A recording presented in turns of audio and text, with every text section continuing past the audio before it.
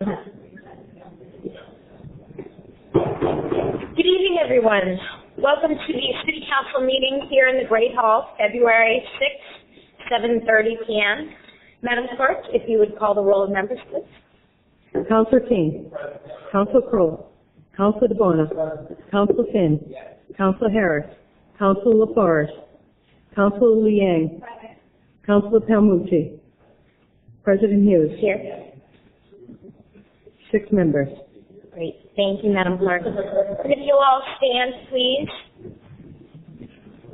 Join me in a moment of silence for those serving our country here and abroad and their families. And here with us this evening is Brianna Cristiani from Troop 74202 to lead us in the Pledge of Allegiance. Brianna? If you could please join me. I pledge allegiance to the flag of the United States of America and to the republic for which it stands, one nation, under God, indivisible, with liberty and justice for all. Thank you. Thank you, Brianna. Madam Clerk, if you could please read the open meeting law. Pursuant of the open meeting law, any person may make an audio or video recording of this public meeting or may transmit the meeting through any medium.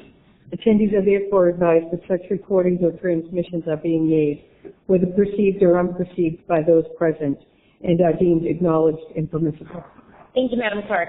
And this evening I would like to acknowledge we have several folks in the audience this evening from the Carpenters, Bricklayers, and Painters unions, and I know they've been here for quite a while here in support of an agenda item that we will be getting to a little later in the agenda. So just want to acknowledge their presence here.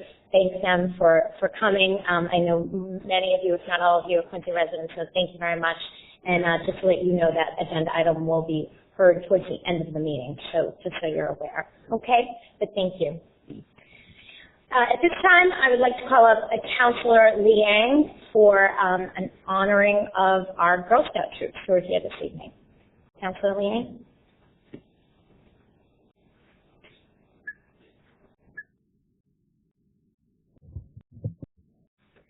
Thank you, Madam President. I do want to take a moment to acknowledge our colleague, Councillor Laforest, who is hoping to and very excited to be here tonight to present the Girl Scouts with their awards, but because of a prior engagement, she wasn't able to make it, so she asked me to, and I'm honored to be here tonight to again honor the Girl Scouts for their 2016 awards for their impactful social justice project. It takes creativity, discipline, commitment to community service to better the lives of those around them, and that's exactly what these girls did. They've become an essential part of what makes our community great, and again, we're here today to congratulate them and honor them with their awards.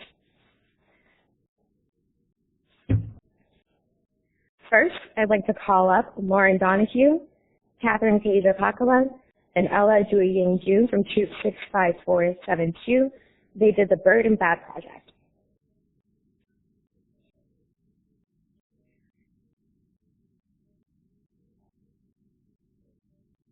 Let's move.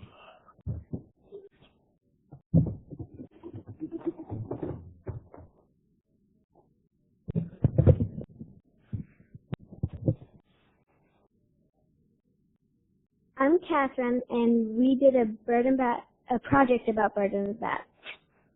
The problem was that too many people were using too many herbicides and pesticides on their yards, which harm the birds and bats.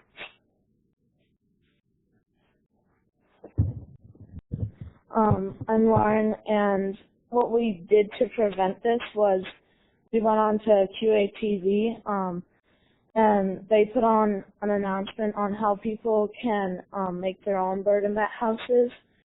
And we also went to the Quincy Parks Department to put up posters to also show people how they can make their own bird and bat houses. And we made some from Home Depot all together, and we made some. As a result, more people are aware of how non-organic pesticides can harm birds and bats, and people are putting up more birds and bats houses to help conserve the birds and bats.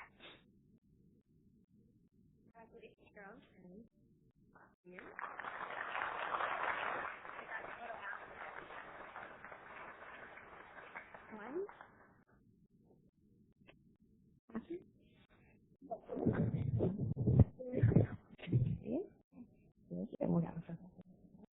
Okay. Next, I'd like to call up Amy Dang, Lena Dang, Rebecca Dang, and Elena Giuseppe from Troop 65472 for their feral cat project.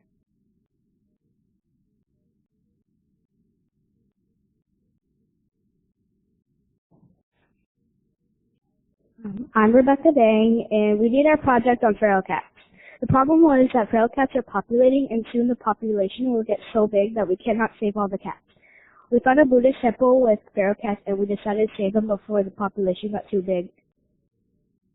So we used the TNR project, which means to trap, neuter, return, and that rescues the cat in a humane way. And we also made cat toys and donated them to the South Shore Humane Society.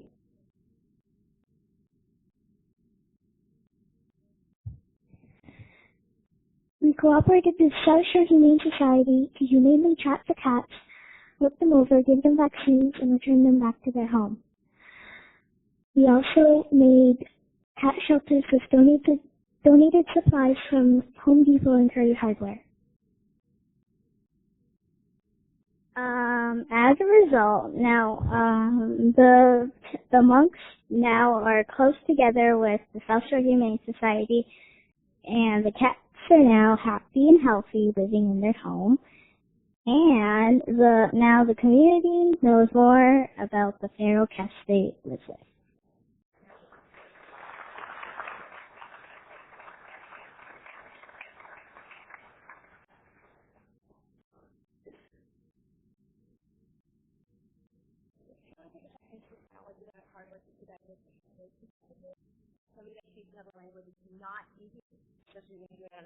Level, so you guys did a tremendous job doing that. Congratulations.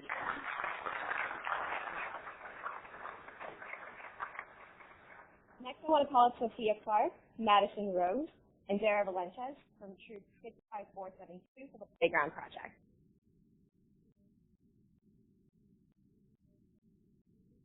I'm Madison, and for our project, we cleaned up a park that had no wood chips.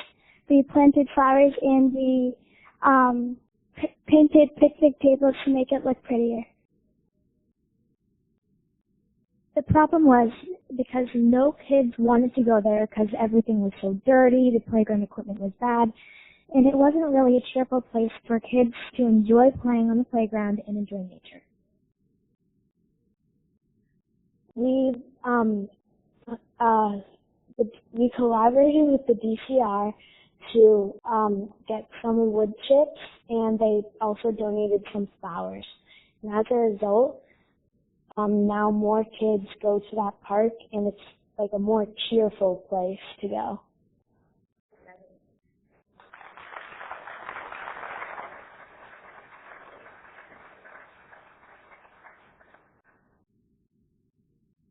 Now for our silver award recipients. First, we'll call up Molly Cronin and Olivia Herman from Troop 74125 for the Vegetable Garden Project.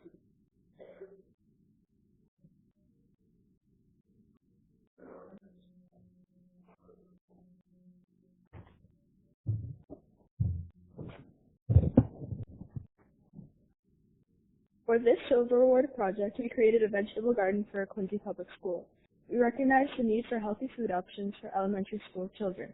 By creating this vegetable garden, we hope to teach children responsibility and to help the community. The school participating in this project was Beechwood Mill Elementary School. All the excess vegetables were donated to Interfaith Social Services Food Pantry. The school also created a gardening club with our help to sustain the project and to get the club members involved in providing healthy food options to their fellow students. The materials used for this project were all generously donated by Curry Ace Hardware and other families. We were able to get donations of seedlings, garden tools, soil, and wood. With these donations, we built a garden bed and planted the seedlings at the school. Throughout the summer, we watered the garden daily and watched it thrive. With this project, we impacted our community by providing people who go to Interfaith Social Services and students at Beechwood Knoll healthy food options and teaching them skills on how to maintain a garden. We would like to thank Mrs. Diane O'Keefe of Beechwood Knoll Elementary School for allowing us to participate in this project, and Curry Ace Hardware for their generous donations of gardening supplies, and to our families for their support and help along the way.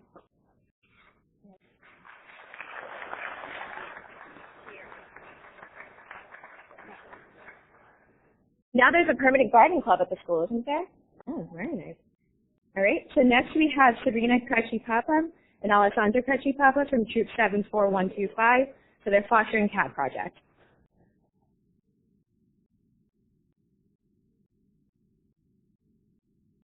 Hello, my name is Alessandra Cristiani, and I'm Brianna Cristiani. For our Silver Award project, we decided to work with the Quincy Animal Shelter and their foster care program. We wanted to create an accessible resource where new foster parents could find information on fostering kittens and provide volunteers with instructions to make the job easier. We chose to create a website that would act as a how-to guide for new foster families.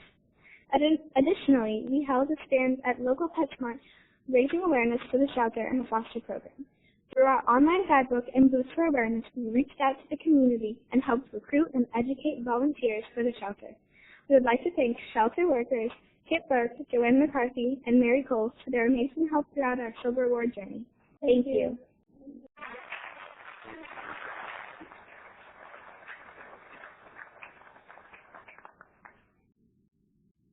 Okay, and next I'd like to call up Aislinn Mannion and Allison Cahill from Troop 74125 for their Silver Award for the Teenage Abusive Relationships Project.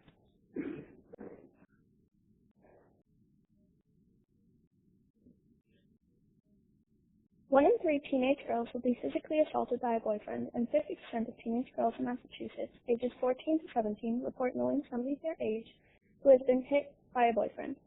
Girls from the age of 16 to 24 are at the highest risk for dating violence, but we don't educate them about the warning signs and how to avoid it until they are already inside that age bracket.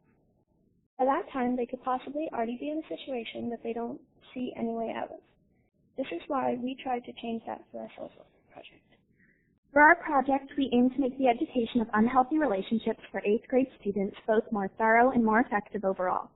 With the help of resources provided by Dove, a domestic violence shelter in Quincy, and research of our own, we made and distributed resources that we hope will better educate the teens and preteens of Quincy in the future. We made brochures, newsletters, pamphlets, and PowerPoints, which will be used by our middle school health teacher and other health teachers in Quincy to better educate their students beginning this year. We would like to give a special thanks to the members of our team, Jen Bolton, the Dove expert who met with us and helped us throughout the project, Mrs. Caitlin Plaskasavitas, our middle school health teacher who helped us to obtain the information and resources that we needed to complete this project, and Ms. Mara Patil, the Senior Director of Student Support Services for Quincy Public Schools, who met with us along with Superintendent Dr. DeCristofaro and gave us very helpful advice. We wouldn't have been able to complete our project without them.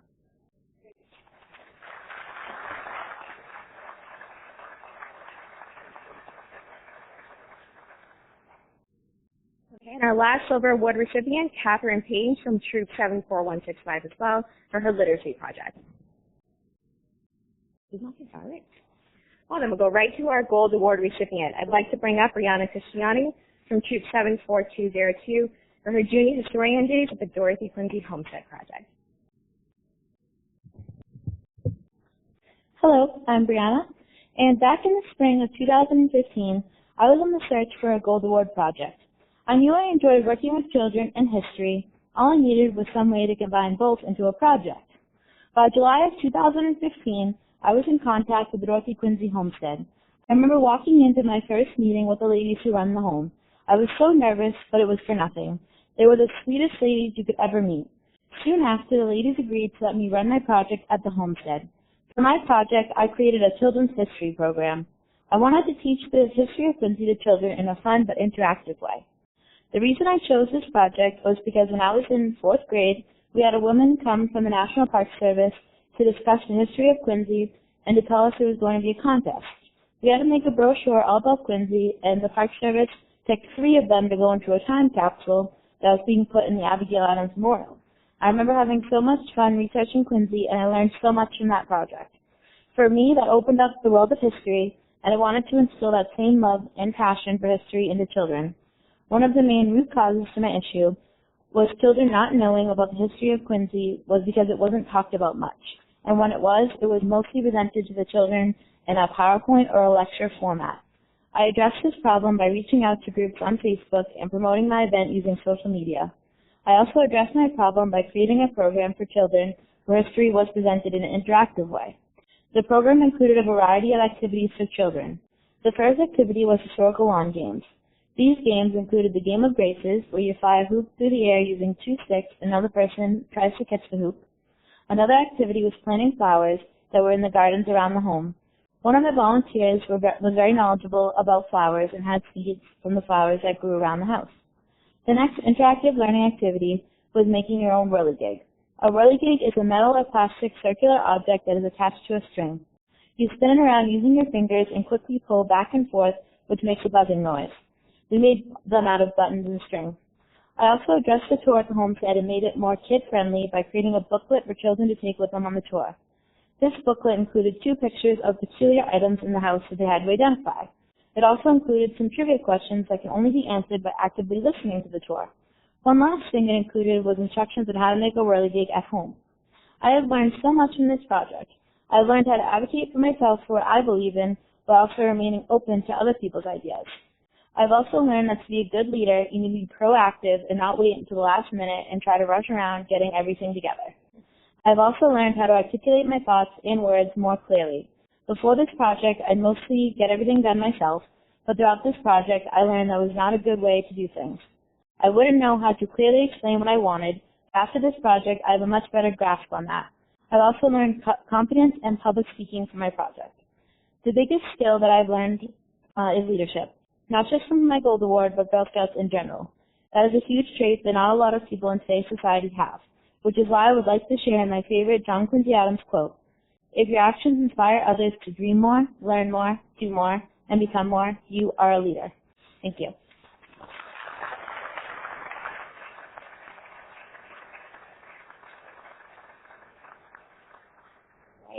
Thank you, girls. And again, on behalf of the City of Quincy and my colleagues to the City Council, congratulations.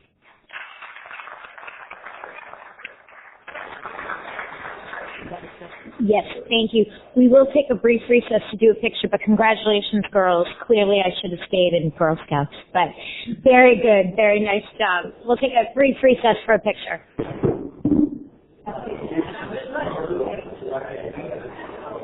Are we just going to go in order? Or are we Yeah, because typically they're going to make it to the other 2, and we'll hold it. okay?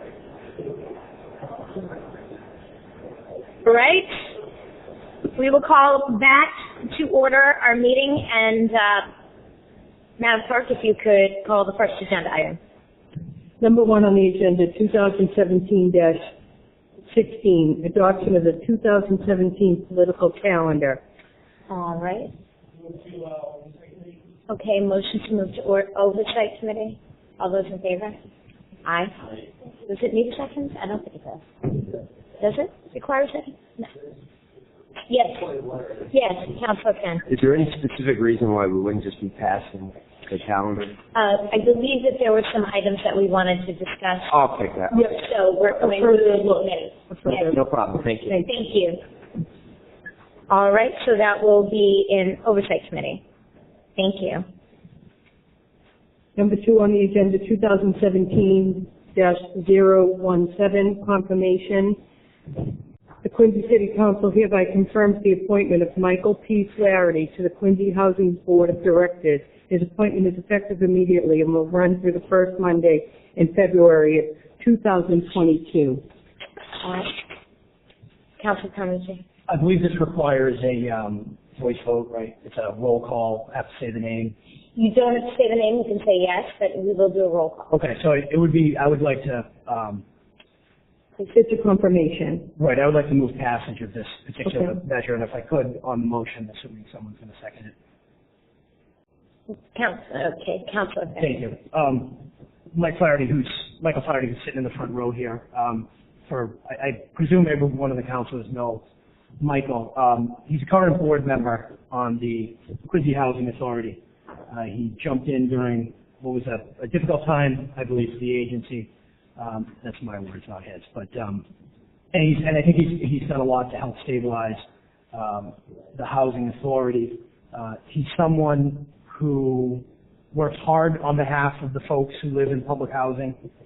Having lived in public housing himself, I know that he appreciates the importance of treating folks with the respect and dignity that they deserve, and making sure that their housing reflects those same values. And he's worked in this field for many, many years. He's a consummate professional when it comes to public housing. I think he's a great asset on that board, and it's with a great honor that I would move passage of this. And not to mention he's a Ward 4 resident, which only helps. I don't know what that does over in Ward 5, but yes, I would move passage of the, or confirmation of the mayor's appointment to the... Motion confirmed by Councillor Palmucci, seconded by Councillor Finn on the motion. Great. Madam Clerk, if you'd call the roll. Councillor King. Yes. Councillor Crowe. Councillor DeBona. Yes. Councillor Finn. Yes. Councillor Harris. Councillor Laforest. Councillor Liang. Yes. Councillor Palmucci. Yes. President Hughes. Yes. 6 members. Congratulations. Thank you for serving. Next item, Madam Clerk. Number 3 on the agenda, 2017-024, an appropriation for $159,500 to the Quincy Fire Department for recruit protective equipment. Motion to waive the reading. Okay. Motion to move to finance. Any? All those in favor? Aye. Great. Great. We're going to move to finance. Thank you. Next on the agenda, number 4, 2017-018. Be it resolved, having convened in an open meeting on Monday, February 6, 2017, prior to the closing date. Motion to waive the reading by Councillor Palmucci. No. The Quincy City Council, in accordance with the charter, the bylaws, and the ordinance, have voted to authorize the superintendent of schools to submit to the Massachusetts School Building Authority a statement of interest. Motion to waive the reading by Councillor Liang. Thank you, Councillor Liang. And we're referring this, or? I believe Paul Hines is here to speak on that. I think it should be title all the time. Sorry, I forgive you. Councillor Christopher was here as well. Commissioner, that's fine. I'm a humble person. Councilors, this is something that the council has entertained in the past for other projects and other school buildings. It's a statement of interest being sent on to the Massachusetts School Building Authority. And this particular project is intended or hopeful to do a significant roof replacement at the North Quincy High School, and primarily the newer, the annex in the back, and the full boiler replacement to the Parker Elementary Schools. The school committee has acted on it, and we would ask that you vote favorably to authorize the presentment of that letter to the authority. Okay, thank you. Thank you. I also want to acknowledge Superintendent Rick Casparo is here this evening in support of these measures as well. So thank you for coming, Dr. Casparo. Is there a motion? Yes, Councilor. Just to be certain, Mr. Hines, this is actually the first step in the process, correct? It is. Okay. Tonight does not involve the appropriation of funds. Right. Simply authorizing through the statutory formula the presentation to the authority of the statement. These are 2 separate orders. I'd be happy to, on the first, to move approval of 2017-18. Okay, motion approved by Councilor Finn, seconded by Councilor Devana on the motion. And yes. Go ahead. Thank you, Madam President. I just wanted to ask a few quick questions on these ones. Do you have, I know you're doing a statement of interest of the MSBA, do you have an approximation of where this is going to be for amount of, for the roof replacement at North Quincy High School, approximation of what would be the reimbursement from the MSBA, or if this you just put the statement of interest in and then you get that information back? That's the latter. We put the statement in and receive that information back. But I can tell you that in-house with Gary Cuniff, the Director of Engineering in our department, it's approximately 10,600 square feet of roofing at North Quincy High School with an approximate cost of $240,000. But adding to that, dealing with the rooftop units, the ventilation hoods, and the numerous skylights in that building, will put it in excess of the $250,000 minimum project for consideration by the authority. And to take it a step further, I know we've done a really nice job with the window replacements we've done in the last 2 years. The place looks phenomenal. When was the last time this roof was renovated, or when was the last time there's any work done?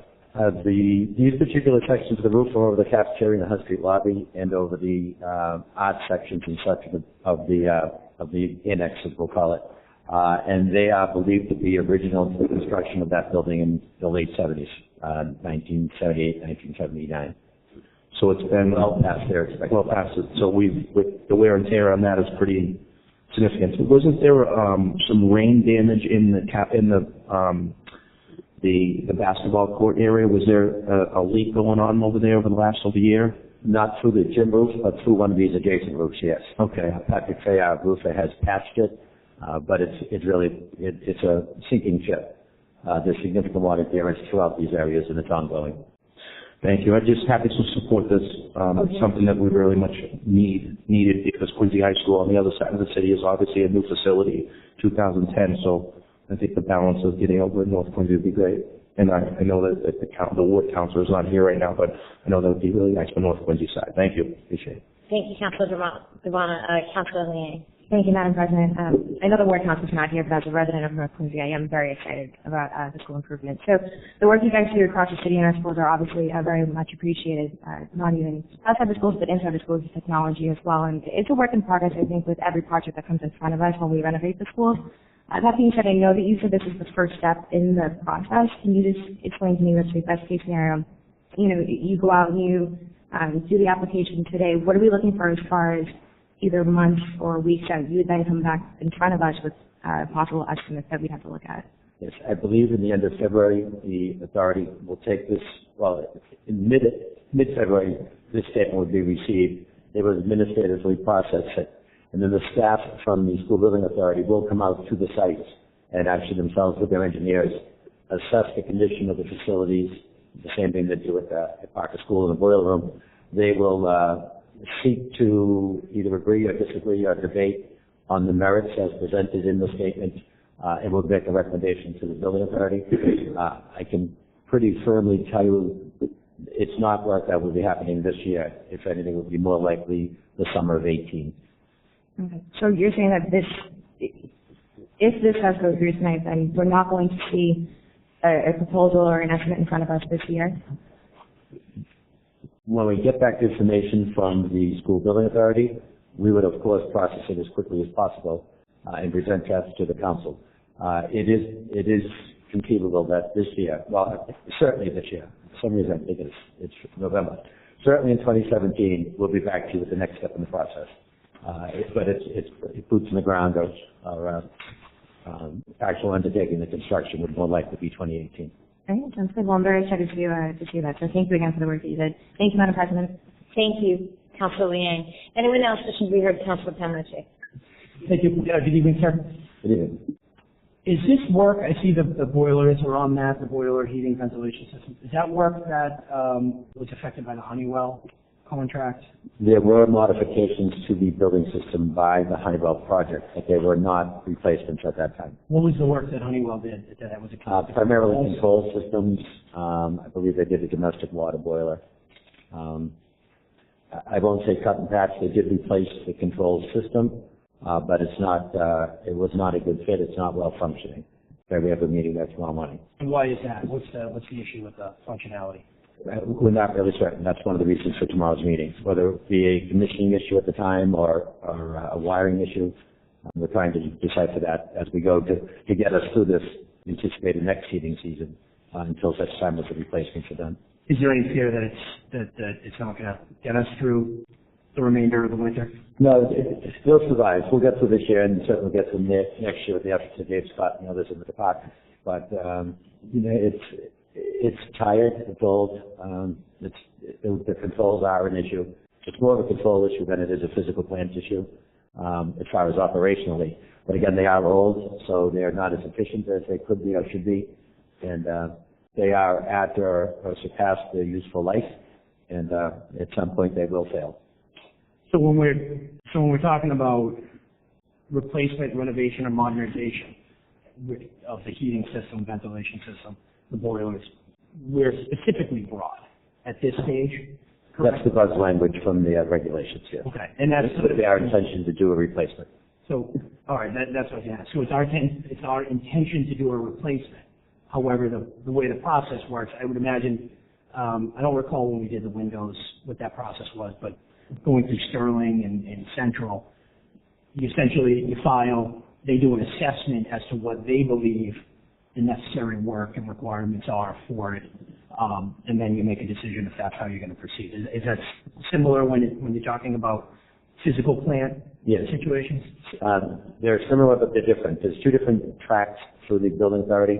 There's the core programs, which are the building replacements, and then there's newer programs called the Accelerated Repair Program. It's more of a streamlined process, less cumbersome, but there is still the bureaucracy to it. But it is a more timely process. And, but that's the way the process works. They'll come out, or a third-party assessor will come out, take a look at what they think is needed, and then that's kind of how the application will proceed, is based on what they find the needs are. Right. And we're saying our intention is replacement, but if they come out and they find the need is a control issue or repair rather than replacement, that would be their recommendation. We would have to decide whether or not to move forward with their recommendation. that would be their draft recommendation, and that's when the negotiation between the two sides begins.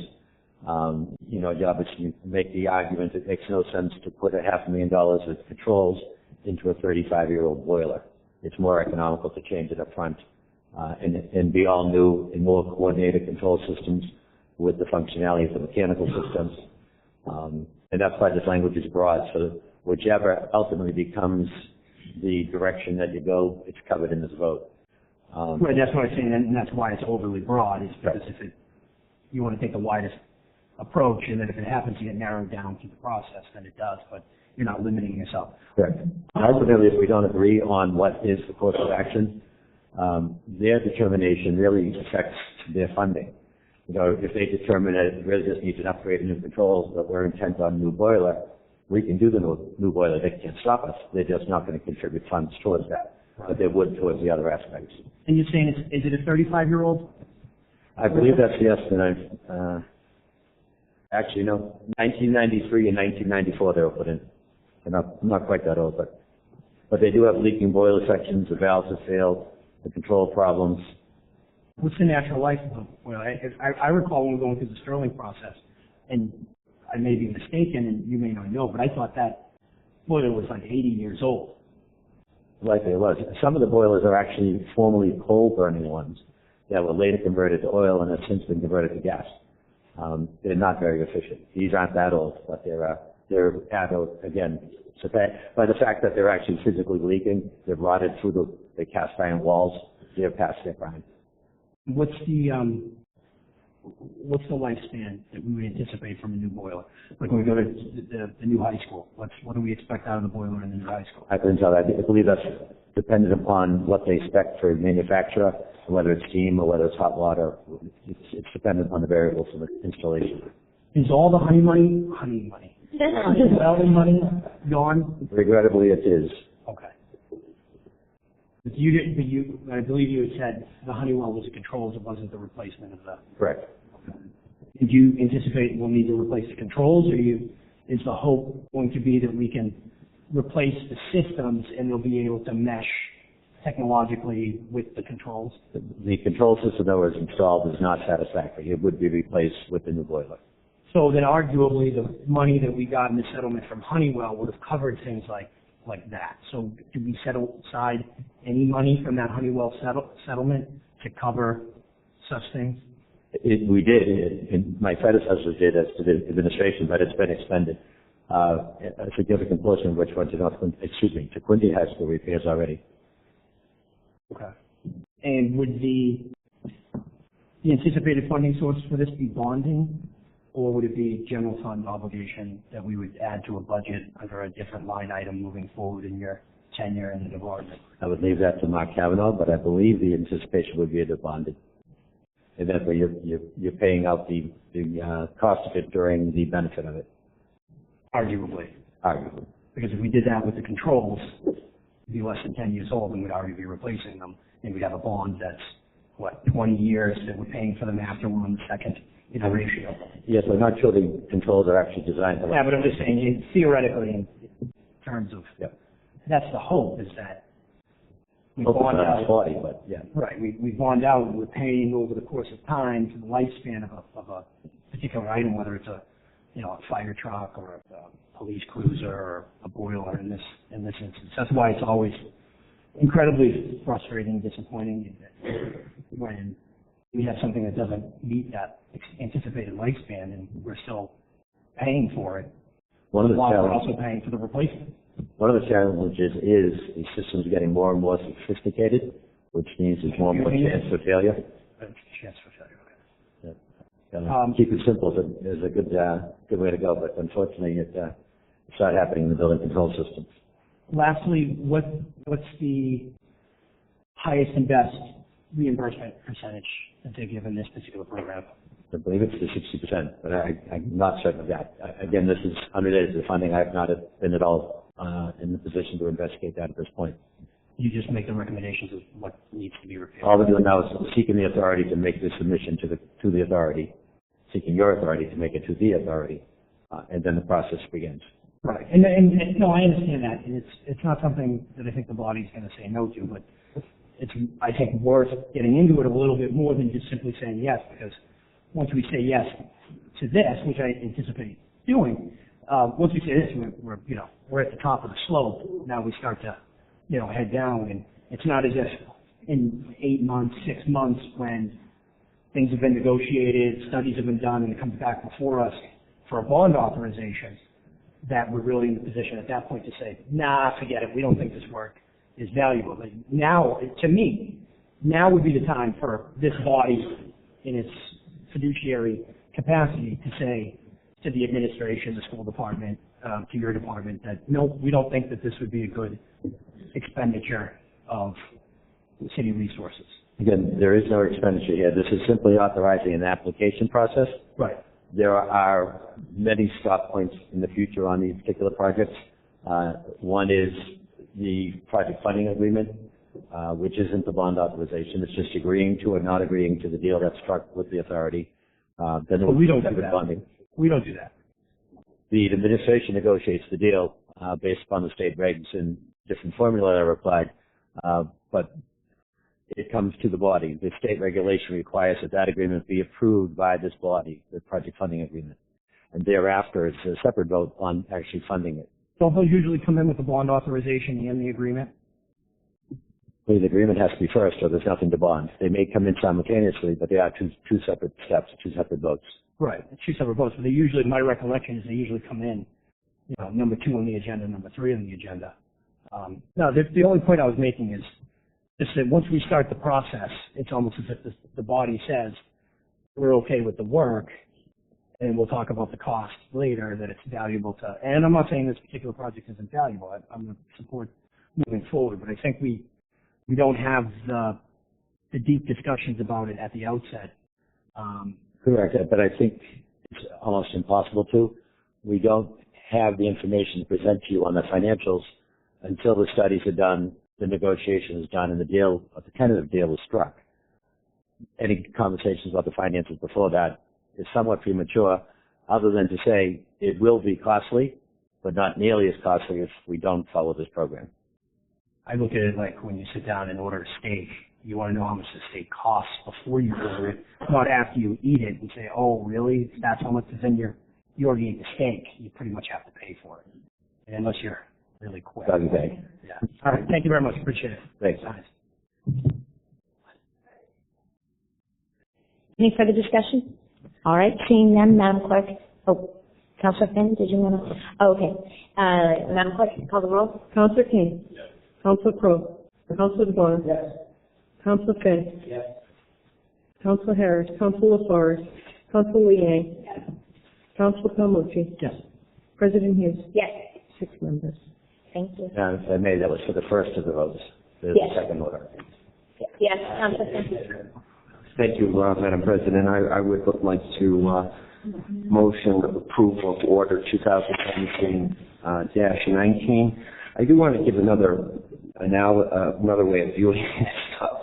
To be clear, if it comes back to us and you don't think it's appropriate fiscally, you can vote it down. Absolutely. There's not a way of looking at this would be if we were applying for a grant someplace that required a vote on the application approving the mayor or Mr. Hines to move forward, we'd be voting in that manner almost to say, yeah, go ahead and do this.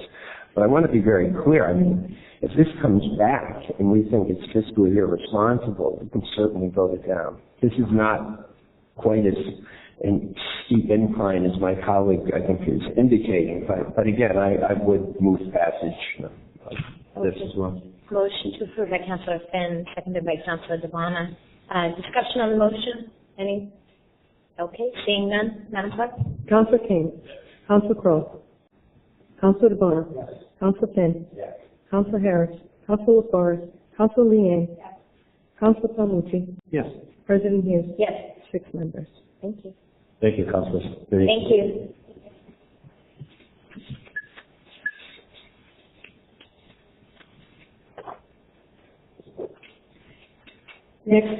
Next on the agenda, number 6, 2017-020. We're going to pull that from the agenda at this time, and it is under review by Councillor Harris. Okay. Okay. Thank you. Second? Seconded. All those in favor? Aye. Yay. Aye. Yes. Again. Yes. Thank you. Number 7 on the agenda, 2017-021, ordinance amending Title 17 zoning, various changes to Res B zoning. Be it ordained that the City of Quincy zoning ordinance be amended and replaced in selected language as follows. In Title 17, City of Quincy zoning ordinance, Section 2.0 district. Yeah, okay. Thank you. Courage, Councillor Palmucci. If I may, on the motion, on the ordinance, or I guess on the motion, right? I move to committee, move to pass. Not looking for passage tonight. I don't know why I forget how to do this after 7 years, but looking to refer this to ordinance committee, refer it to the planning board for consideration. I would ask that we could advertise so we can start the clock on the process on this. I've introduced 2 ordinance changes, both that would affect residential B districts. The purpose of this, and I'll try and be brief, but the purpose of this is to take a harder look at what is being done, what type of housing is being created in residential B districts. Right now, our zoning calls for single-family residences to be built. So we have Residence A, Residence B, Residence C. Residence A, you can only build single-family housing. We have single-family, two-family, and multi-family. Those are the 3 descriptive types of housing we can build in the City of Quincy, according to our zoning. Residence A, you can only build single-family. Residence B, you can build single-family, two-family, and multi-family. And in Residence C, you can build all 3 as well. If you look at it, kind of the hierarchy of the way it is, to me, it seems as though medium density multi-units isn't appropriate in a lot of the residential B zones. If you look at the zoning map, there are some neighborhoods that are encompassed as or zoned as Residence B, and you would look at those and you would say, no way should there be multi-family housing built in those areas, because they're predominantly single-family residential neighborhoods. And I think it doesn't, medium density, multi-unit housing makes sense in certain areas in the city, like downtown, close to MBTA stations, residential C areas that have been zoned for this. It doesn't make sense in areas that are predominantly single-family home neighborhoods, family neighborhoods. For me, it was brought most recently to light by some proposals in and around the West Street neighborhood. Although West Street itself may make sense as a residential B district, the subsidiary neighborhoods off of West Street and in that area, it doesn't make sense. They're predominantly single-family residential areas. And quite frankly, this is about protecting and ensuring the nature and the character of our residential neighborhoods, our single-family residential neighborhoods. I think over the last several years, the quality of life in some of these areas have been threatened by overdevelopment. More and more, I find particularly, I don't know if it's the same for the other councils, I suspect it is, that my day-to-day issues that I'm hearing from the constituents about and I'm working on have to do with development, has to do with traffic, has to do with pedestrian safety, things of that nature, that I think are related to the development boom that we've seen in the city. So there's two pieces of legislation here tonight. One is a moratorium that would call for a halt to any multi-units being built in a residential B neighborhood. So what that would entail, or what I envision that would entail, is in a residential B, you could continue to build single-family homes. You could continue to build two-family homes, but what you couldn't build is higher density multi-unit buildings. So anyone who lives in a residential B, you want to add a porch, you want to add an addition to your house to make your home, single-family home bigger or your two-family bigger, you could still do that. This wouldn't prevent anyone from doing anything like that. But it would prevent anyone who's buying into a residential B property to tear down a single-family home, tear down a two-family, and put up multiple townhouses or a big condo building. So there's two pieces. The other one, the zoning change, would say that residential B isn't a desirable location for multifamily medium density development. I did add in that legislation, I add a third or a fourth category that we don't currently have, which is a three-family. So some zoning codes have single family, two-family, three-family, and then multifamily is anything over a three-family. In our zoning code, we have single-family, two-family, and then multifamily is anything 2 units and over. I think it's worthy of a consideration by this body to say maybe in residential B areas, which is the middle, so residential A, residential B, residential C, that a three-family should be the limit. That the 3 units should be the limit of what we have in a residential B district. If you want to have multi-units, if you want to have higher density, that's more for residential C districts. And I would encourage everyone to take a look at the maps of the zoning. You use the GIS, the zoning overlay. And there's pockets of residential B all across the city, but predominantly where I think this would be the most meaningful and where you have the highest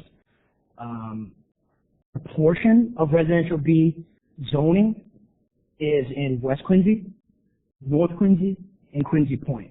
If you look at the map, they're just huge red blocks of neighborhoods that are residential B. And if you just, throw a dart on the map, look at a neighborhood, more often than not, you're going to see that neighborhood that's zoned residential B is predominantly a single-family neighborhood. And you would never think that it would make sense that a multi-unit, more than two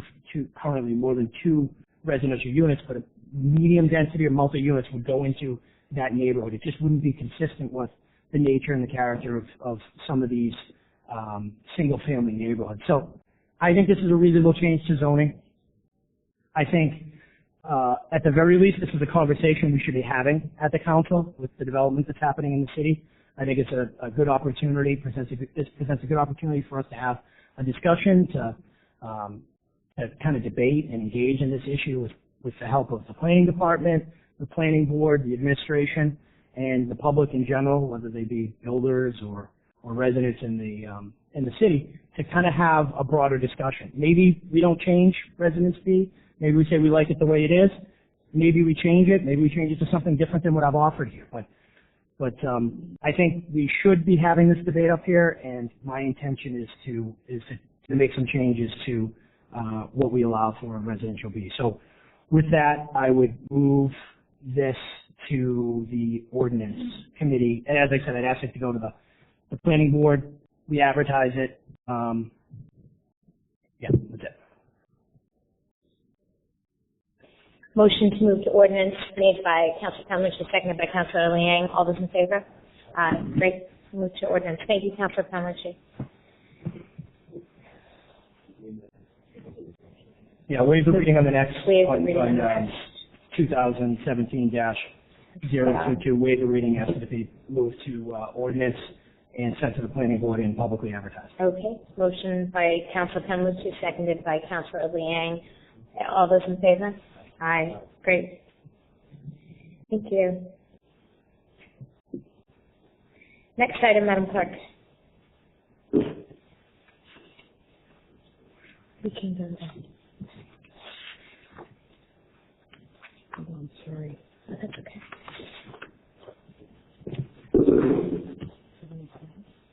Number 9 on the agenda, 2016-074, ordinance amending Chapter 375 zoning, Section 9.4 special permit, adding Section 9.9 through 9.11 special permit.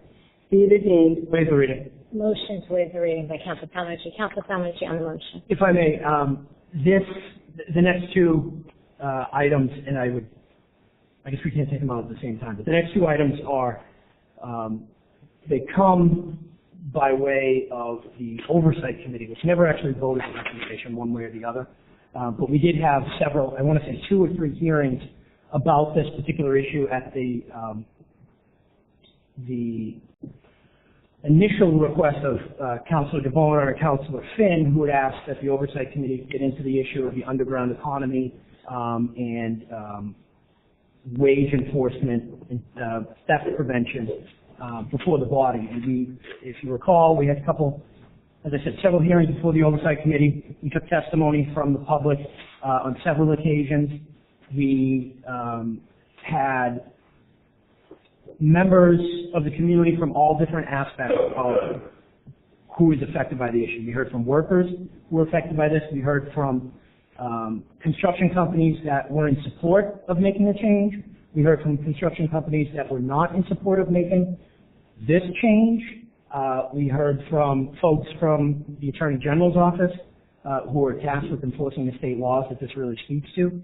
And we also heard from the insurance industry. We had several members of the insurance industry. And really what this is about, just the bottom line is, this is about requiring, the first one, the special permit, is about requiring general contractors to be responsible for the performance, in a legal sense, of the subcontractors that they hire and bring on a job.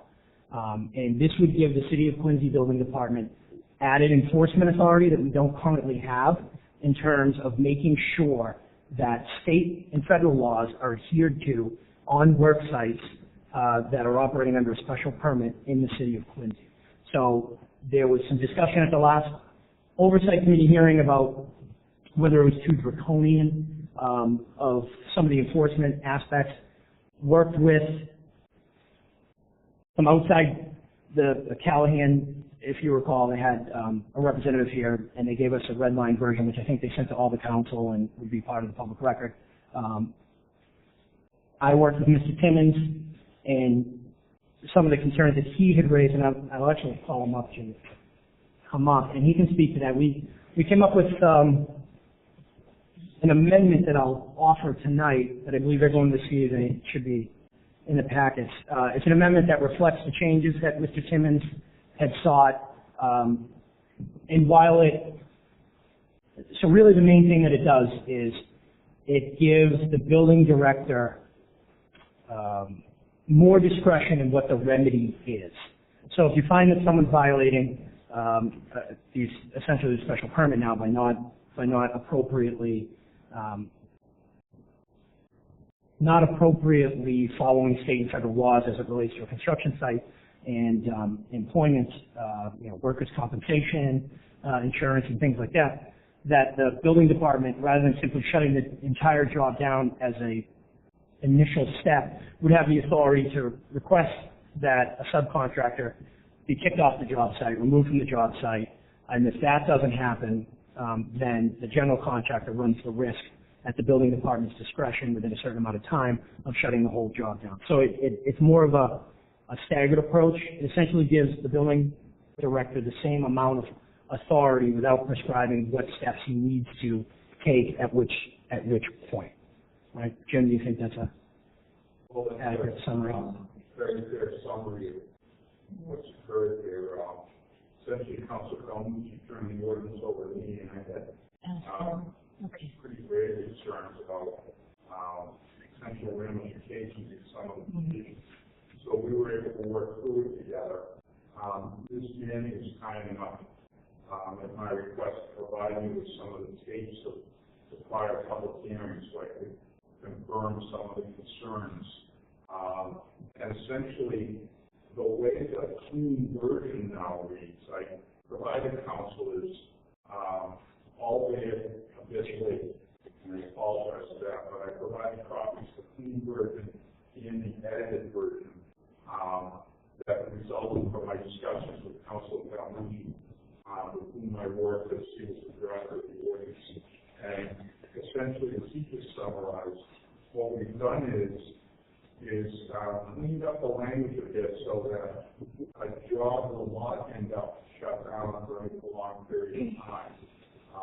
We're assuming that by notifying a particular contractor, if we're able to confirm, not just if there's allegations, but confirm that somehow there's non-compliance, what will happen is that contractor will be notified by our building department that they're off the job. And the general contractor will be contacted and will look for expedited compliance. One of the somewhat cumbersome options in the first version was that the only right of appeal was to the zoning board. And while Councilor Palmucci is absolutely correct that generally an order of the building inspector goes before the zoning board, there was a concern that that inherently created a 5-week delay. So we think what we've done is met the laudable objectives of this ordinance, which I know most of the council spoke in favor of during the public hearing. I heard the general consensus here. But we cleaned it up a bit so that the impact of this is that whoever the wrongdoer is the party that we're really going after, and that we're correcting whatever the particular issue is and hopefully not impacting a project. So my recommendation to you is that the so-called clean version, as I've called it, that the amended version of the ordinance is one that can and should be passed if the body so voted. One quick point, Jim, just about advertising. The clerk just informed me that the first version was advertised on 3/24, which is not the version that's before us tonight for passage, but that this current version, as it stands now, redlined or clean, however you want to say, it has not been advertised. And there was some concern that perhaps we couldn't pass this evening because it wasn't advertised. Is that your feeling or no? Well, an amendment to an already previously advertised ordinance does not necessarily have to be re-advertised. It depends on the nature of the change. I don't believe that these changes are of the sort that would prompt an additional advertising. However, if there's a concern on the part of Madam Clerk, and I'll defer to Councilor Palmucci because I'm not quite certain about timing. I mean, it's always best to use a cautious approach when you're talking about a change of this nature. But I believe that the amendments that we've made have actually been consistent with what was advertised, and it's a little narrower than the somewhat broad sweeping prior ordinance. So I think that's fine. I have no problem with that. Does anyone else? Yes, Councilor Finn. Before I get into it, I would say it would be an absolutely bad precedent to advertise. Again, I mean, this suggestion that we would have to advertise every little amendment that we make of everything that comes up here. This is not really a substantive change per se. It was really part of what was discussed at, and again, at a appropriately advertised public hearing and the like. But again, I would be happy to pass it this evening. But I wanted to just make sure I'm clearly understanding this, is that during the public hearing, there was some interest, so to speak, of people who were speaking who suggested this should only apply to subcontractors. And that As to what, I'm sorry? There was a suggestion almost that this ordinance should only apply to subcontractors, that somehow general contractors should be exempt from this ordinance. This change does not affect that at all. This actually gives the inspector greater flexibility, basically, to target specifically the problem in some regards. And if it is the general contractor, then clearly, to use your phrase, what was it, the expanded focus onto the general, in other words, a general contractor will be held accountable for practices. Because again, one of the things that this is meant to address is that there are certain types of contracting or subcontracting practices that exist out there that general contractors oftentimes turn a blind eye to. Not all of them. And let's make one thing perfectly clear. This is not a union issue. In fact, at the public hearing, there was a non-union shop coming to speak in support of this. This is really meant to protect the people who play by the rules against the people who don't. But it would be absolutely meaningless if it doesn't have sufficient teeth if a general contractor is engaging in these, what are essentially illegal practices. This does not in any way mitigate that at this point. It just makes it, as I was reading your reasoning on some of the changes, it makes it so that you're not punishing the good subcontractors or people on the job, and you're not delaying necessarily a project unnecessarily. That's correct. I was more inclined toward what I'll refer to as a narrower kind of whack, of just going right after the malefactor. Councillor Palmucci, he really converted me by indicating that one of his potential concerns here was the types of general contractors who just grab the lowest bidder. And frequently, in certain circumstances, on smaller type projects, it's these low bidding subcontractors who are playing games in the payment of wages. So he felt very strongly that if we were not to include the GC in the responsibility chain here, that would be a mistake. And that by including the GC, we'll get the expedited that was correction. Yeah, the expedited correction. No, I think that's absolutely critical. Yeah, it brings everyone, because once the building inspector goes out there and takes action, we don't necessarily want to have one of our building inspectors married to a particular site. So this is going to get the GC right in the door and say, you have to get this straightened out, because Councillor Palmucci is also relying heavily on Chapter 149, the kind of prevailing theme in that chapter, that the general contractor is responsible for everyone on the site. No, and I support that, and I just wanted to make certain that this achieves it, and it sounds like it does. Yes, it does. Yeah. And I wanted to again thank Councillor Palmucci again for all his work in relation to this and bringing the various people together to discuss this. It took off with such speed when I was again asked the Oversight Committee to investigate this. In the next meeting we had an ordinance, so it was pretty quick. But again, it is tricky. And again, Mr. Timmons, we appreciate your work and working with everyone to try to integrate this in something that'll work. Thank you, Madam President. So I would offer the amended version as a substitute to the pre-existing version, and I'd move passage of the amended version. I'll pass up that to you. Two things I failed to mention previously. Just this past last week on Thursday, as if there was any question of whether or not this was a real issue, and whether or not it was happening in Quincy and affecting workers and job sites in Quincy, the AG's office had fined a contractor who was working on a Quincy Housing Authority project $300,000 last week. And this was a subcontractor, an asbestos removal company, who the president had previously had a different now defunct asbestos removal company, which in 2008 they had fined him, the AG's office had fined him for not following these regulations that we're talking about. And this is what we heard in the testimony in the committee hearing, is that these companies, they don't pay prevailing wage to their employees, which they're contractually obligated to do. They're not paying workers' compensation for their employees, and when an employee gets hurt at a job site and there's no workers' compensation, they go into this pool of funds. They can collect workers' compensation from a pool of funds from everybody else in the Commonwealth of Massachusetts who does pay. You pay a little bit more.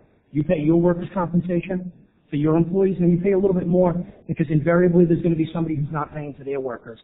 And all the businesses that play by the rules are then at a disadvantage to the businesses that don't play by the rules. And it's no more a problem, it's no greater of a problem anywhere else than it is in the construction industry, because those differences in overhead, if you're not paying workers' compensation or paying your employees the proper wage, you can't compete with a guy who doesn't have that kind of overhead. So they're getting on more jobs, and they're not safe, and they're not taking care of their workers, and this is what that does. But I thought it was appropriate to raise it, that the AG's office just fined somebody last week who's working in a Quincy Housing Authority job for doing this very thing that we've been talking about.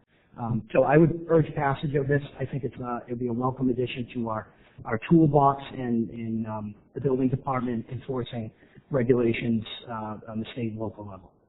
Okay, motion to approve by Councillor Palmucci, seconded by Councillor Finn. On the motion, Madam Clerk, if you call the roll. Councillor King. Councillor Kroll. Yes.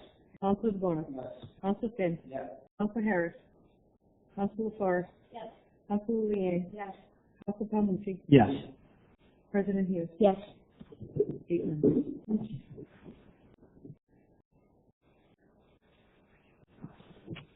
Next item. Next item on the agenda is number 10, 2016-137, ordinance amending Title 17 to add a new section, Section 15.28, entitled Wage Theft Prevention. Be it again. Waive the reading. Okay, motion to waive the reading. Councillor Palmucci. This also comes out of the committee hearings at the Oversight Committee, prompted by Councillor Finn and Councillor DeBona, in the testimony that we heard from members of the public, same issues. This one specifically goes to wages and whether or not folks are being paid as employees, or what one of the common unfortunate practices in the industry is calling someone what do they call them? Like a 1099. Yeah, like a consultant or a subcontractor within the company, when really they're on the payroll. Or should be on the payroll of a company. So that's what this does. This is the wage theft prevention, and no one seemed to have a problem with this when we rolled it out with the oversight. None of the industry folks who weighed in, they were more concerned with the other ones. So there's been no changes to this. It's been advertised. I would move passage tonight and ask my colleagues to vote in favor. Motion by Councillor Palmucci, seconded by Councillor DeBona. On the motion. Independent contractors, that's what they call them. Independent contractors. Okay. Anyone wishing to speak? Okay. Seeing none, Madam Clerk, if you call the roll. Councillor King. Councillor Kroll. Yes. Councillor DeBona. Yes. Councillor Finn. Yes. Councillor Laforest. Yes. Councillor Liang. Yes. Councillor Palmucci. Yes. President Hughes. Yes. 8 members. Thank you. And thank you, Councillor Palmucci, for your work on those. That was a lot of work you put together, and I appreciate those who showed up to give testimony and those who showed up here this evening in support of both ordinances, and thank you for all your efforts and all you do. Thank you. Next item, Madam Clerk. Number 11 on the agenda, 2017-023, a gift for $1,150.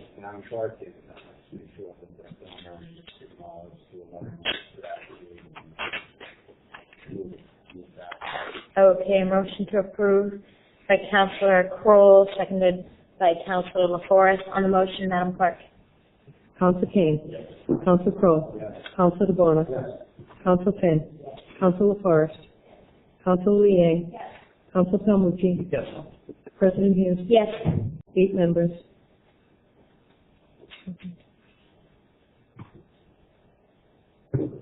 Great, thank you. Thank you. And that finishes our formal agenda for this evening. Next we'll move to approval of previous meeting minutes. The January 23rd minutes are before you. Is there a motion to approve? Motion to approve by Councillor Liang, seconded by Councillor Bono. All those in favor? Aye. Aye. Great, the ayes have it. Communications and reports from the mayor, other city officers, or city boards. No, okay, there are none. Great. Moving right along. Unfinished business from the preceding meeting. All right, I don't see any. Great. Reports of committees. Finance. Is there finance? Councilor Paul. Thank you, Madam President. We have pending in committee Council Order 2017-6, which is in appropriation for $60,000 to the Health Department for pest control.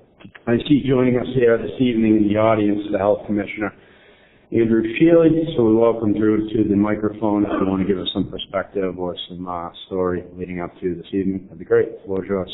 Mr. Shealy, thank you. Thank you very much. It's always a pleasure to come before this body. As you know, back in the budget cycle that we just did for 2017, I requested $20,000 for pest control. The city of Quincy was taking a very unusual step to actually go out to private properties and bait because of the rat infestation that we've had within the city. So my office was tagged with doing that. We've gone out and to date we've inspected probably well over 300 to 400 individual private properties within the city. Out of those 300 to 400, we've baited roughly around 150 of them. Each time we go out to bait, each house is different. Depends upon how many bait stations are there, how many trips they have to make. Average cost is the original baiting is $75 per house. It depends upon if they have a really bad problem. It could be, 150. It could be 225. Depending upon the number of base stations that are there, and then depending upon the number of visits that they make. Each time they make a visit to the location every 10 to 12 days, it's another $50, depending upon, again, the number of boxes. It could increase.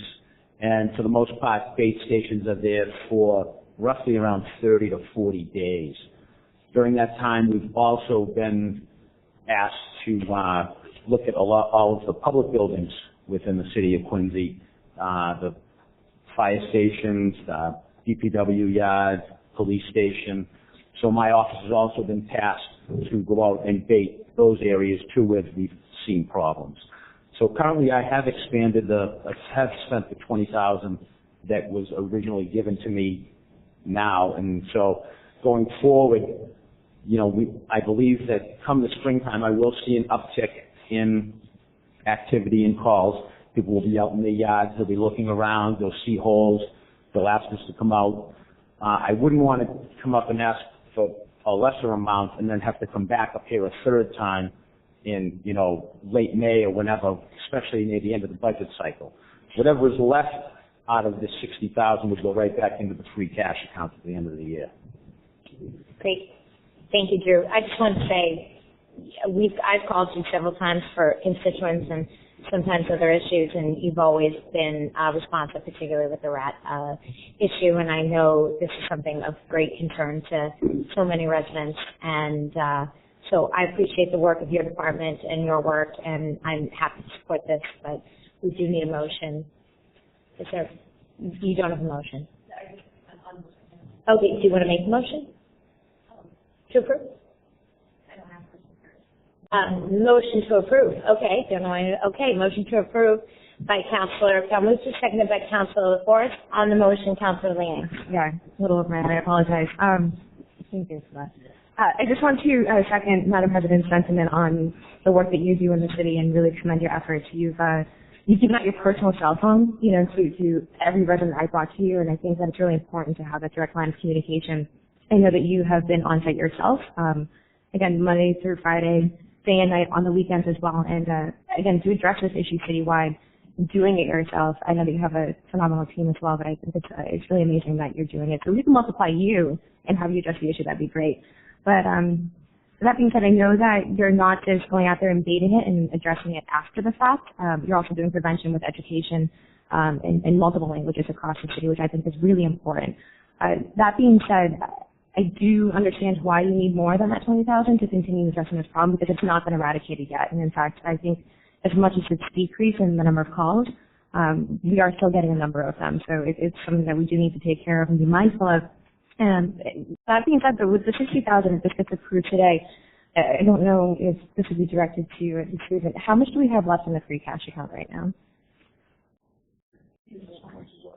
Free cash. There is currently $693,000 left in the free cash. Okay, and thank you. And Drew, you said that out of the 60,000, if it's not spent by the end of this fiscal year, it'll go back into that free cash. Yeah. Correct? So if it's not spent by the end of June. 30th. Okay. That was it. Thank you. Thank you, Susan. Thank you, Madam President. Thank you. Anyone else? Okay. Councilor DeBona. Thank you, Madam President. Just to elaborate a little bit on, Drew, good to see you. You're doing a great job. All the people that I've talked to, emails, phone calls, Drew gets on it right away, over the weekends, anytime. Just to kind of look back on, you said 300, 400 calls and baited about 150. Because we kind of have a kind of a light winter thus far, where are we is there a frost period where these baited or burrows start to be more of a problem for the city? Are you seeing that compared to last season, 2016 winter, compared to now, are we going in the better direction, or do you see us going kind of the same or backwards? Where do you think we are as for last year compared to this year? I think we're doing a better job because we do have the ability to go out there and bait more frequently. Again, we're always going to have rats in the city of Quincy. This is the natural environment. All I want to do is make sure that we control them and we don't have them in residential areas, that they are where they're supposed to be, which the seawalls, the marshes, areas like that. That's where their natural homes are. So I definitely think that we have a good handle on it, and I think by adding these funds, it will just make it that much easier come the spring to be able to, stay on top of it. Do you, when you go out to these sites, are you currently seeing these rats? Oh yeah. You're seeing them. Oh yeah. Every day? There's some good sized ones. There's babies too. Babies too. So I always like it when I see babies. That means the mother or the father are gone already, and they're out there looking for their own on their own now. So that's a good thing. Is there a mechanism to go after that, like you just said? By baiting. By baiting. And do you see that? Let me ask you another question. This is more towards the recycling. The trash barrel system that we are proposing to come into, and which I could ask Mr. Walker if we're going to get into that in the next few months. Would that be a help? That would be a help. Percentage-wise, what more of a help do you think it would be? I think by having every single resident have their trash in barrels, it reduces a food source for them. So I think it would be a huge asset. Now, when you say that, because we don't have an ordinance on the barrels, so somebody can just go out and just put the trash in a bag on the... You can put your trash out in a bag the morning of pickup. And to elaborate a little bit more on that, and this is more on the trash end, is it also for storing the trash over the week before you put it out for trash day? Do you think it would help, the side of the house that you have all these barrels? Absolutely. And, there's a whole other avenue, and if I could, can I ask the mayor's representative, can do? How we propose for this trash barrel system, and I know we just had the state of the city, and we really didn't talk about it much going into budget season, and if we were looking to possibly put this into the budget or possibly bond it, what are your thoughts and information if you have? Through you, Madam President. Thanks, Councilor, for that. Thank you. It is a fairly complicated process. So before we, with DPW, Commissioner Ramondi and John Sullivan, the director of the program, come before this body with a full-fledged proposal, we want to make sure all the T's are crossed and the I's are dotted, that we have an extensive, workable solution here that includes not just the barrels, but as you mentioned, Councilor, there's probably going to be the necessity of some sort of ordinances that go along with it. So there are a number of moving parts here that go along with this. I guess the short answer is I would expect that a proposal is before this body within the next couple of months. And that would include, again, the barrel purchase. You know, and don't hold us to this, I guess, at this point, but the thought is that the barrels would be bonded, but the payback would come out of potentially the DPW, the savings that we would get potentially from the revised contract. If we're recycling more, costs us less, and that savings would then be able to be built back into what the cost for the barrels are. But again, there are a lot of moving parts. You know, we're not home yet. We're very close, and we expect to have it before you within the next couple of months. Thank you, Mr. Walker. On top of that, you know, the savings, it's an investment that we're talking about here. We keep on allocating funding for the RAD situation here. This is going to be $60,000. If we could go in the other direction and not have to allocate as much, not have as much RAD infestation and in these barrels, we'd be in a better situation that way. And on top of the recycling that Mr. Walker was talking about, we could save between $300,000 and $600,000 a year just by recycling more and less trash. Less trash, maybe less rats. Less of a food source. Less of a food source. So any way we look at it, and it's nothing against our municipality, we're a little lagging behind in this, where all the other municipalities around us have already done this trash barrel system. And I know we're going to talk a little bit more about this down the road, but you wouldn't have to, I would think that you might not have to come back to us again for more allocation of funding. I agree. You agree? Okay. And I've talked to the Commissioner Ramondi that's here as well about this, and I think this is across the board a win-win for all different departments. And maybe you wouldn't get as many calls late at night. I agree. But I want to thank the Mayor's representative, Mr. Walker, for elaborating me on the information tonight. I want to thank you, Drew, for all your hard work. I mean, it's not an easy situation out there with these rats and the infestation. But I know you've been on a lot of community meetings throughout the city of Quincy, and you're educating everybody about keeping the barrels on and the food source. And I want to thank you. Thank you. Thank you, Madam Chair.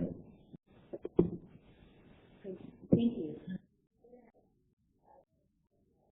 Thank you. I have a couple of questions for you, Drew, but just on that barrel debate, and I thank Councilor DeBona for raising that issue. I think at the beginning of the budget process last season, so probably about May. So in the 9 or so months that the administration has been working on it, and I don't think we've seen any plans for it. I look forward to seeing that when it comes out. But I certainly, as Councilor DeBona mentioned, there are other towns that have done this, and some have implemented it well. Others, I wouldn't support implementing it that way, and I don't know what the mayor's or the administration's thinking on it is, but certainly wouldn't support any type of trash fee. In no ways would I support a trash fee, and I would hate to see that be proposed. So we'll leave it at that, and we'll wait to see what the mayor's proposing. But I wouldn't support a trash fee, and I would do everything I could to prevent a trash fee. But a couple of questions for you, Mr. Shealy. When you were last up before us during the budget process, you had some statistics in terms of how many properties you did like an Excel spreadsheet, I think. But you knew how many properties you've been out to in like the last fiscal year or so. I think you were keeping track of how many times you've been out to properties more than once, right? Yes. Yes. Okay. So is this based on a calculation of what you're anticipating? I'm trying to get a little bit to thinking the numbers. So I thought the 20,000 was going to get us through. If you're saying it's not, obviously rats are a problem. Nobody wants rats. So I'm going to support the funding, but I just want to make sure we're getting the number from, that there's something, behind it. And like you said, I'd rather ask for a little bit more now than come back up, because I'll probably bust your chops a little bit more if you come back up for a third time that ask for some more money. But so, do you think you have it with this number? I think I will have it with this. Okay. Based on what I spent in the first 6 months of this year. Going forward, I know that come the springtime, I am going to see an uptick, and I would just hate to be short coming, in the middle of May, where I have to tell a resident, geez, you know what, I'm not going to be out until August or July 1st when I get more funding, so you'll be on your own for the first 6 weeks. Cancel your garden party, we'll see you in a month. Yeah, we don't want that. Right. Okay. And in terms of how we're applying this, is it just you going out doing this for the most part? It's myself and my staff. I know you've been great every time. My housing inspectors go out, my sanitarians, my food inspectors go out. So I know, and myself. I know from any time that I've called you, obviously this is an issue that comes up for more councilors. Anytime I've called you, you've been great, your department's been great. The folks that you're interacting with, I'll call and check in on them, and they'll say, oh, he was so nice, he come out, he helped me. You give them the whole tutorial, which I'm sure you've given 1,000 times now, about clearly giving it to Councilor DeBoner, about the food sources, the water sources. So I appreciate the work that you're doing. I'm happy to support this and continuing that work. But I wonder, should we be looking at your solutions? You gave us some invoices from like Ladybug, right? How often are we calling Ladybug versus you guys are doing something? And is there much of a difference? I don't think the last 2 seasons I've paid a private person to come out and bait the properties around me. And it looks relatively easy. I don't want to do it. I'm happy to pay someone to do it, but it looks relatively easy. They're just putting out the bait boxes and then coming back and checking them and making sure. But are we, a horrible question, but are we losing anything in having you do it? Would we be better off spending more money by having Ladybug or contracting with another contractor to have them go out on a regular basis, is the question? Well, currently, Ladybug only goes out when we go out. We go out with Ladybug, and we actually go out first, do the inspection. If we identify burrows in the property, then I usually if it's myself or my staff, we call Ladybug, or we also use Clancy Brothers. Okay, so you're actually not laying the bait boxes? No. All right. I thought you were. No, not me at all, no. Licensed professionals are. Okay, all right. Okay, you think we're on top of this in terms of getting ahead of the curve? It's a breeding thing, right? The more they breed, it's an exponential problem. You don't, but are we? I think we're turning the corner on it. Okay. And especially with the mild winter that we're having this year, I think that's a good thing for us. Yeah, knock on wood. And in terms of education, have you been doing additional outreach moving forward or continuing with the outreach that you're doing? Again, when we do go out, if we do find that, so a lot of times we'll go out and we'll talk with the neighbor or we'll talk with the complainant and they'll say, well, my neighbor over here, I think is part of the problem. So it's never the person that calls that's the problem, I've found anyways. It's always the neighbor who keeps the trash out or the neighbor who's got a bird feeder or... And when we identify the neighbor, we identify the language that they speak, and then we go out there with the proper translator. Okay. And have you had to do any enforcement in terms of because you have the right citations, right, for dumpsters? The dumpsters, but don't you have health code violations? Say someone is letting the dogs defecate in the backyard, not cleaning it up, and that's what's causing the rats to come because it's a food source. Can you write a ticket? All right. Can building department can. Okay. And are you working with them to? We work with building department, Ken Burke, and animal control on that. Okay. All right. Well, good. Keep up the good work. I'm glad to hear you think we're getting ahead of it. I guess we'll see in the spring when the calls come in. They will. Yeah, if we do. So thank you. Thanks.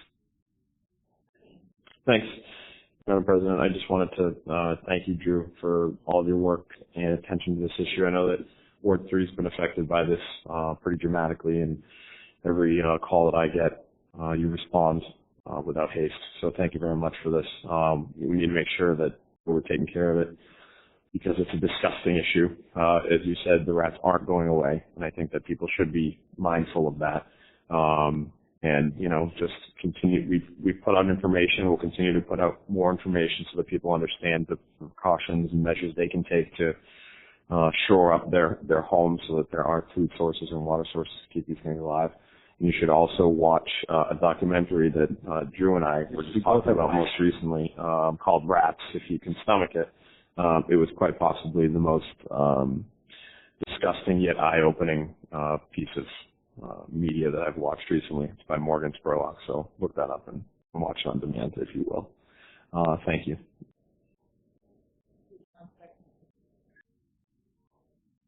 Any further discussion? Seeing none, Madam Clerk, please call the roll. Councillor King. Yes. Councillor Crowe. Yes. Councillor DeBona. Yes. Councillor Finn. Yes. Councillor Laforest. Yes. Councillor Liang. Yes. Councillor Palmucci. Yes. President Hughes. Yes. 8 members. Thank you very much, all. Thank you. Thank you, Commissioner. All right. Further reports of committees? Seeing none, we will move to petitions, memorials, or remonstrance. And memorials? And memorials. All right. Councillor Kroll. Thank you very much, Madam President. It is with a heavy heart that we reflect this evening and take a moment to consider a wonderful member of the Quincy Point community who is no longer with us, Judy Kayla. I knew Miss Kayla for a very long time. As a matter of fact, when I started to get civically involved down before her clubhouse, she was one of the matriarchs that kind of took me under her wing, and just always had a smile and made you feel welcome. Particularly as a young, at the time, a young person looking to get involved with the community, and had the opportunity to go to her wake last week, and it really was truly a celebration of life. Ms. Kayla was an active member of the St. Joseph Church Solidarity, and a couple children locally, and just a giver and a doer. And I think that's a pretty strong testament, to kind of say about someone. She went through life full of action, and please keep the Kayla family in your prayers, and just thank you. Thank you. Thank you, Councillor. Anyone else? Councillor Liang. This isn't a memorial, but on a lighter note, I do just want to remind everyone that the Lunar New Year celebrations have been in full swing this past week. I know Councillor Finn has joined in some of the celebrations in and around the area, and I do want to remind and invite all of you to join Quincy Celebration this Sunday at 12 o'clock at North Quincy High School. It's hosted by our very own Quincy Agent Resources, who do a phenomenal job every year with their performances, the food, and this year it's going to be the second year that the food is actually going to be part of a competition. So there's this massive trophy, sort of, the hockey style with the names of all the previous winners on there and whatnot. It's going to be a good time. So again, I invite all of you to join us this Sunday, and I hope to see everyone there. Thank you.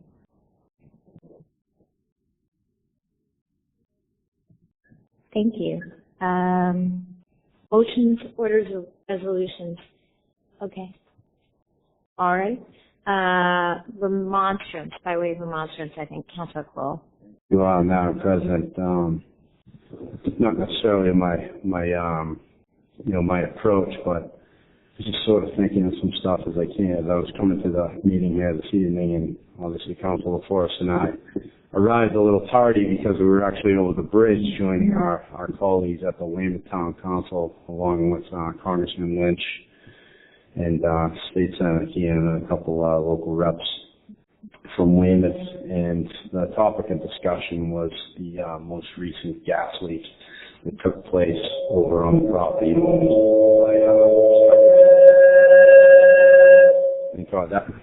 Thank God that's not annoying.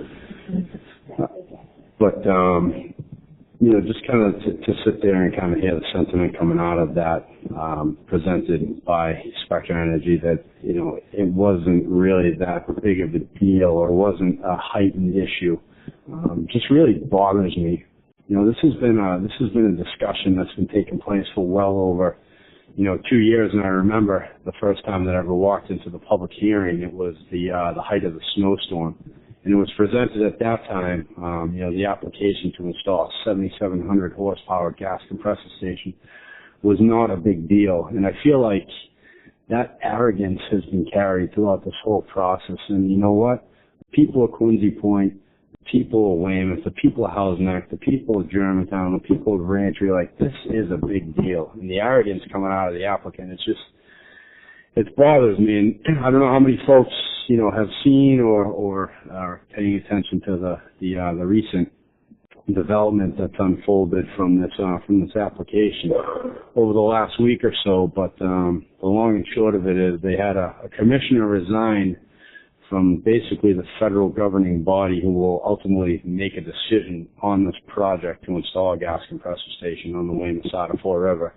So he resigned, and right on his way out the door, he decided that offering a conditional approval contingent on the state's now coastal zone management to approve this application. I just find that absolutely absurd, and I know that some of our United States senators and congressmen have been out urging FERC to pump the brakes, and I couldn't echo that sentiment any clearer. Folks out there watching, this issue is real. It just took a turn, and my own gut tells me that it's going to unfold quick. So there is an opportunity to get involved. I know I've been very vocal about it through my newsletters, through my electronic mail correspondence, through my public coffee hours. But this is a big deal, and I just urge the at-home viewer that if you're not out there, and it's not whether or not you live in Quincy Point or Howes Neck, this is an issue that quite honestly affects the whole city and surrounding towns. And if you're not getting involved, I would strongly encourage you, to reach out to some of the local activist groups, the FRAC, the Fall River Against Compressor Station, or the Families Against Spectra. Because, the ancillary side effects that come along with these things are absolutely definite. I won't get into it right now, but I walked in here tonight. I was just kind of fired up by the sentiment coming out of what I was hearing from the applicant over at the Weymouth Town Council, and just wanted to again just invite the community to continue to get involved with this, because this is a big deal, and that's my remonstrance. So thank you. All right, scheduling of committee meetings and public hearings. Any meetings to be scheduled? Just a reminder, our next meeting will be Tuesday, February 21st, followed by Monday, March 6th, and then Monday, March 21st. So all those meetings coming up for regular council meetings. At this time, I would entertain a motion to adjourn. Motion to adjourn by Councillor Palmucci, seconded by Councillor Liang. All those in favor? Aye. Great. Thank you. Thank you.